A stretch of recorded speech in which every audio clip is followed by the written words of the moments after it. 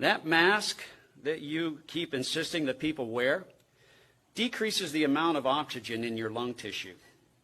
We now know that this virus uses something called a furin cleavage site to merge with your lung tissue to infect you. And it works better with decreased oxygen. And peer-reviewed research clearly shows that wearing a mask increases your chances of developing an upper respiratory infection 13 times more than a person not wearing a mask. So I would stop wearing a mask immediately if I were you. Secondly, this shot that you insist on people getting gives you absolutely no protection against infection.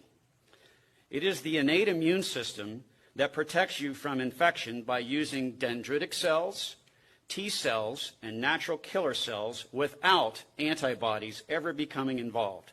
This shot has one goal, and that goal is to make antibodies. These antibodies circulate inside of you and cannot prevent an infection. They can only react to something that has already gotten inside of you. They cannot keep something out. The shot decreases the ability of your innate immune system to keep viruses out by 60%, and a booster shot will reduce it even more.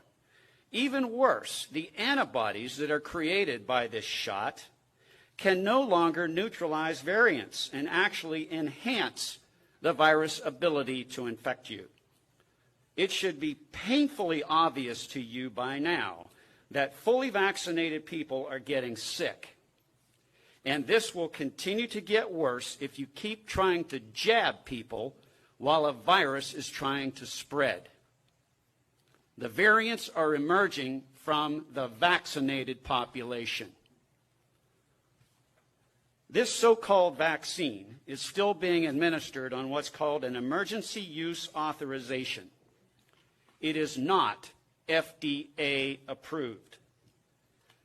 The FDA approved a biological licensing application for a product called Comirnaty. The application was approved, not the product. Comirnaty is not available in the United States.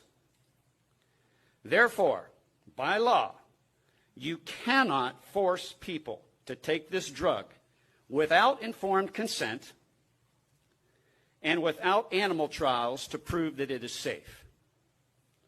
Mayor Demings, please look at me. You, sir, are in violation of the United States Constitution